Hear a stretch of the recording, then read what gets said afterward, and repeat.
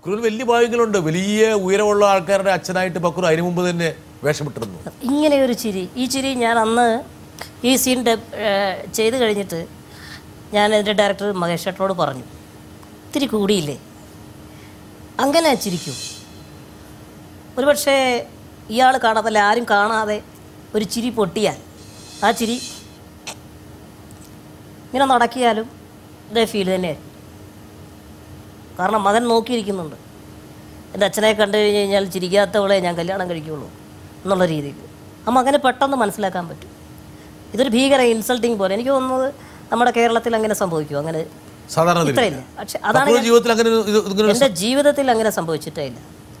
എന്നെ കണ്ട് ചിലപ്പോൾ ചില ആൾക്കാർ ചിരിച്ചാലും അത് ഞാൻ കാണാതെയോ അല്ലെങ്കിൽ ചിലപ്പോൾ ചില കുട്ടികളൊക്കെ അറിവില്ലായ്മ കൊണ്ട് അതെ എന്നൊക്കെ പറയുമ്പോൾ രക്ഷിതാക്കൾ അങ്കിളാണത് അങ്ങനെ പറയുന്ന ഒരു സംസ്കാരത്തിലേക്ക് വന്നുകൊണ്ടിരിക്കുകയാണ്. ഒരു കാലഘട്ടത്തിൽ ചിലപ്പോൾ അങ്ങനെ ഉണ്ടാവാം. ബക്രുവിൻ്റെ മുണ്ട് ഞാൻ കണ്ടു. എവിടുത്തെ ഈ മുണ്ട് ബക്രു സംഘടിപ്പിക്കുന്നത്? അത് വലിയ മുണ്ട് വാങ്ങിക്കും, രണ്ടാക്കും. ഒരു മുണ്ടപ്പോൾ നമുക്ക് ഫ്രീ കിട്ടും. അത് മറ്റേ ടിനി പറഞ്ഞ പോലെയാ. ഒരുപാട് സുഖമുണ്ട്. അവൻ പറഞ്ഞ അതിൻ്റെ ഒരു ഇതുണ്ട്. അവൻ പറഞ്ഞല്ലോ എനിക്ക് ഒരു പൊറാട്ട മതി ഒരാഴ്ചയെന്ന്. പക്ഷെ ഞാൻ എനിക്കുള്ള ആവശ്യത്തിന് എടുത്തിട്ട് ബാക്കി ഇവർക്ക് ബോണസായിട്ട് കൊടുക്കുന്ന കാര്യവും പറഞ്ഞില്ല. അത് പറഞ്ഞില്ല. അത് ശരിയാണ്. എൻ്റെ ഫുഡ് കിട്ടുമ്പോൾ ഞാൻ ബാക്കി ഇവന് കൊടുക്കും, ഇവർക്ക് കൊടുക്കും. ബക്രുവിന് ഇപ്പം ദോശ കഴിക്കുകയാണെങ്കിൽ എത്ര ദോശ വേണ്ടി വരും? 2 ദോശ. 2 ദോശ. നല്ല വിശപ്പുണ്ട് ചിലപ്പോൾ 3 ദോശയൊക്കെ കഴിക്കും. അതൊക്കെ സാധാരണ ആൾക്കാർ അത് തന്നെ കഴിക്കുന്നു. മാത്രമേ ഉള്ളൂ. 2 ദോശ കഴിക്കും. മസാല ദോശയല്ല, ചെറിയ തട്ട് ദോശ. 2 ദോശ. ഊണൊക്കെ നന്നായിട്ട് കഴിക്കുമോ? ഊണും എല്ലാം വളരെ ആവശ്യത്തിന് മിതമായിട്ട് നമ്മുടെ വയറിൽ കൊള്ളുന്ന ആഹാരം. നോൺ വെജിറ്റേറിയനൊക്കെ എല്ലാം കഴിക്കും. പോർക്ക് കഴിക്കാറില്ല. ഭക്ഷണക്രമത്തിനൊന്നും പ്രത്യേകിച്ചൊരു ഇല്ല. വിശക്കുമ്പോൾ കഴിക്കുക എന്നുള്ളതാണ്. ചില സമയത്തൊക്കെ ഭക്ഷണം കഴിക്കാൻ പറ്റാതൊക്കെ ആവും. ആ സമയത്ത് യാത്രകളിലൊക്കെ ആകുമ്പോൾ എന്തെങ്കിലും വണ്ടിയിൽ കൊണ്ടുവന്ന് നമ്മൾ കഴിക്കും. സ്വന്തം ഭാര്യ സിന്ദാബാദ് മറ്റൊരു സിനിമയാണ്. പ്രണയരംഗങ്ങളൊക്കെ നന്നായിട്ട്. ഈ പാട്ട് ഇതല്ലായിരുന്നു, ഞാൻ പാടി കേൾപ്പിക്കും. ഇതിപ്പോൾ നമ്മൾ കേട്ടത് ഫീമെയിൽ വേർഷൻ. അതെ. സിനിമയിൽ ഫീമെയിൽ വേർഷൻ അല്ല. ഓ ശരി. എനിക്ക് ജാസി ഗിഫ്റ്റ് അദ്ദേഹമാണ് ഇതിൻ്റെ ഈണം. ചന്തമുള്ള പെൺമണി എന്തിനിത്ര പരിഭവം, തണുതണുത്ത രാവിൽ ഞാൻ തിടുതിടുക്കം കാട്ടിയോ.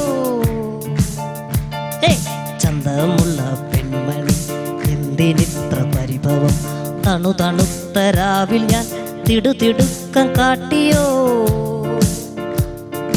നനുനനുത്ത മേനി ഒതുക്കി എന്നെ ഉറക്കുമോ, പുലരി വന്നു പെയ്യുമോ, പാരിപ്പുണരുമോ.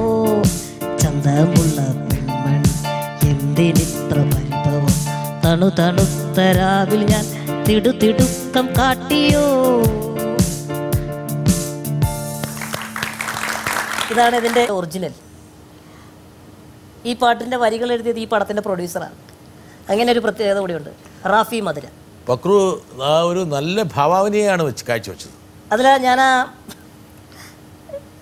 ബാക്കിൽ നിന്നില്ലേ, എനിക്ക് ഈ എന്താ പറയുക, നായികമാർ ഉയരമുള്ള നായികമാരോടൊത്ത് പാട്ട് സീനിൽ അഭിനയിക്കുമ്പോൾ ചില അഡ്ജസ്റ്റ്മെൻറ്റുകളൊക്കെ വേണ്ടി വരും.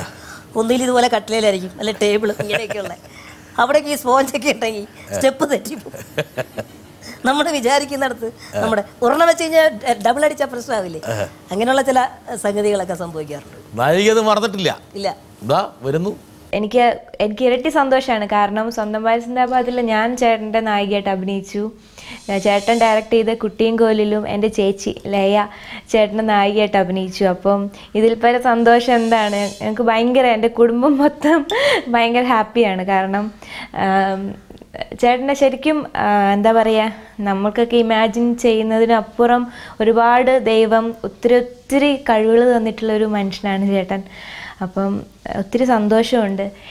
ഇനി ചേട്ടൻ്റെ അടുത്ത് എനിക്ക് ചോദിക്കാനുള്ള ക്വസ്റ്റ്യൻ എന്ന് പറഞ്ഞു കഴിഞ്ഞാൽ, എല്ലാവരും ചോദിച്ചിട്ടുണ്ടാവും, അതിന് പുതുമയൊന്നുമില്ല. പക്ഷേ ഞാൻ ചോദിക്കുന്നത് ഇതാണ്, ചേട്ടന് അഭിനയിക്കാനാണോ കൂടുതൽ ഇഷ്ടം അതോ ഡയറക്റ്റ് ചെയ്യുന്നതാണോ ചേട്ടന് കൂടുതൽ കൂടുതൽ ആത്മവിശ്വാസം ഏത് ചെയ്യുമ്പോഴാണ്? ബക്രു വളർന്നു എന്നാണ് ആ കുട്ടി പറയണത്. ശ്രുതിയുടെ മറുപടി, എനിക്ക് രണ്ടും ചെയ്യാൻ ഒരുപാട് ഇഷ്ടമാണ്. സംവിധാനം അത്ര ഈസി ആയിട്ടുള്ള കാര്യമല്ല. അത് കുറച്ച് ടെൻഷനും അത് അനുഭവിച്ചു. അപ്പോൾ അതിൻ്റെ എല്ലാ കാര്യങ്ങളും മനസ്സിലാക്കി എന്നുള്ള സ്ഥിതിക്ക് അഭിനയത്തിന് കുറച്ചുകൂടി നമുക്ക് സുഖമുണ്ട്. നമ്മുടെ പോർഷൻ മാത്രം നമ്മൾ വന്ന് അഭിനയിക്കുന്നു. അതെ, അതീ വലിയ ഉത്തരവാദിത്തങ്ങളൊന്നുമില്ല. ഇതിന് സമാനമായ ഒരു ചോദ്യമായിട്ട് വേറെ ആളുണ്ട്, നമുക്ക് വേണമെങ്കിൽ നോക്കിക്കളയാം. ശരി, പക്രുവിന് വളരെ വേണ്ടപ്പെട്ട ആളാണ്. ഹലോ പക്രു, നമ്മളെപ്പോഴും കാണുന്നവരാണ്, പക്ഷേ ഈ JB ജംഗ്ഷനിൽ വെച്ചിട്ട് വീണ്ടും കാണേണ്ടി വരുന്നു. എന്തുണ്ട്? എനിക്ക് പക്രുവിനോട് ഒരു ചോദ്യം ചോദിക്കണമെന്ന് ഇവർ പറയുകയാണ്. എനിക്ക് ചോദിക്കാനുള്ളത്, പക്രു ഇപ്പോൾ ഒരു പടം സംവിധാനം ചെയ്തു, ഒരുപാട് സംവിധായകരുടെ കീഴിൽ അഭിനയിച്ചു. അപ്പോൾ ആ സംവിധായകരുടെ നിർദ്ദേശമനുസരിച്ച് അഭിനയിച്ച പക്രുവിന് മറ്റു ആർട്ടിസ്റ്റുകൾക്ക് നിർദ്ദേശം കൊടുത്തപ്പോഴുണ്ടായ മാനസികാവസ്ഥയും മറ്റ് സംവിധായകരുടെ നിർദ്ദേശങ്ങൾ കേട്ടുകൊണ്ട് അഭിനയിക്കുമ്പോഴുള്ള മാനസികാവസ്ഥയും എന്താണ് പക്രുവിന് തോന്നിയ പ്രധാന വ്യത്യാസം? പക്രു ഒരു കമലഹാസന്റെ തലത്തിലേക്ക് മാറുകയാണ് ചെയ്തത്. അഭിനയം, സംവിധാനം. ഞാൻ സംവിധാനം ചെയ്യാൻ പോകുന്നു എന്ന് ഞാൻ തന്നെ ആലോചിച്ചുറപ്പിച്ച് കഴിഞ്ഞപ്പോൾ ഞാൻ ആദ്യം ചിന്തിച്ചൊരു ഏരിയ അത് തന്നെയാണ്, സാറ് പറഞ്ഞ ഏരിയ തന്നെയാണ്. ഇത്രയും കാലം ഇത്രയും ആർട്ടിസ്റ്റുകളുടെ കൂടെ ഞാൻ അഭിനയിക്കുക മാത്രമാണ്. ഒരു ഡയറക്ടർ എന്നുള്ള രീതിയിൽ നമ്മൾ പോയിട്ട് മറ്റ് ആർട്ടിസ്റ്റുകളുടെ അടുത്ത് പോയി ഇങ്ങനെയാണ്, അല്ല ഇതാണ് ഉദ്ദേശിക്കുന്നത് എന്ന് നമ്മൾ പറഞ്ഞിട്ട് നമ്മൾ പോയി അഭിനയിക്കുകയാണ്. നേരെ മോണിറ്ററിലേക്കും വരുന്നില്ല. അത് കുറച്ച് ടെൻഷനായിരുന്നു എന്നെ സംബന്ധിച്ചിടത്തോളം. നമ്മളൊരു സംവിധാനത്തിൽ ഇങ്ങനെ ഇരുന്നിട്ട് അത് നമ്മളെ ഇൻസ്ട്രക്ഷൻ കൊടുത്തിട്ട് ഫുള്ള് നമ്മൾ അതിൽ തന്നെ നിൽക്കുകയാണെങ്കിൽ നമുക്കത് പറ്റും. ഇതല്ല, അഭിനയിക്കുകയാണ്, പോയി പറഞ്ഞു കൊടുത്തിട്ട്. അപ്പോൾ നമ്മുടെ ചിന്ത, നമ്മുടെ ഭാഗവും നമ്മൾ ചെയ്തതിനോടൊപ്പം തന്നെ ഇവർ കറക്റ്റായിട്ടല്ലേ നമ്മുടെ ആ ഒരു ആംഗിളിലേക്ക് ഇവർ വരുന്നുണ്ടോ എന്നുള്ള ഒരു ചിന്ത, ആ ഒരു ഡ്യുവൽ മൈൻഡ് ഇങ്ങനെ വർക്ക് ചെയ്യണം. ആദ്യത്തെ ഒരു 1-2 ദിവസം എനിക്കതൊരു വലിയ കൺഫ്യൂഷൻ ഉണ്ടാക്കി. പക്ഷെ ക്രമേണ ഞാൻ ആ ട്രാക്കിലേക്ക് വന്നു എന്നുള്ളതാണ്. ഇനി ഒരു സാഹസത്തിന് മുതിരുവോ? തീർച്ചയായും പുതിയ സംവിധാനങ്ങളിലേക്ക് പോകും. തീർച്ചയായിട്ടും. അതായത് ഒരു സിനിമ ചെയ്യുന്നത് ഞാൻ അന്ന് ഞാൻ പറഞ്ഞിരുന്നു, റെക്കോർഡിന് വേണ്ടി അല്ലെങ്കിൽ ഒരു എന്താ പറയുക, ഒരു ആഗ്രഹ പൂർത്തീകരണം. അവിടെയും മുദ്ര പതിപ്പിച്ചു എന്ന് പറയാൻ വേണ്ടി മാത്രമല്ല. അല്ല, ഞാൻ എൻ്റെ സിനിമയുടെ പൂജ തന്നെ വിദ്യാരംഭത്തിൻ്റെ അന്നായിരുന്നു. സിദ്ദിഖ് സാറിനെ പോലെ, ജോഷി സാറിനെ പോലെയൊക്കെയുള്ള കുറേ പ്രശസ്തരും അതിപ്രഗത്ഭരുമായിട്ടുള്ള നമ്മുടെ സീനിയറായിട്ടുള്ള ഡയറക്ടേഴ്സിൻ്റെ അനുഗ്രഹത്തിൻ്റെ മടിയിലിരുന്നാണ് ഞാൻ സംവിധാനം. പക്രുവിനെ ഇഷ്ടപ്പെടുന്ന ഒരാൾക്ക് എന്തോ പക്രുവിനോടെന്തോ പറയാനുണ്ട്. ഹായ് അജയേട്ടാ, സുഖമാണോ?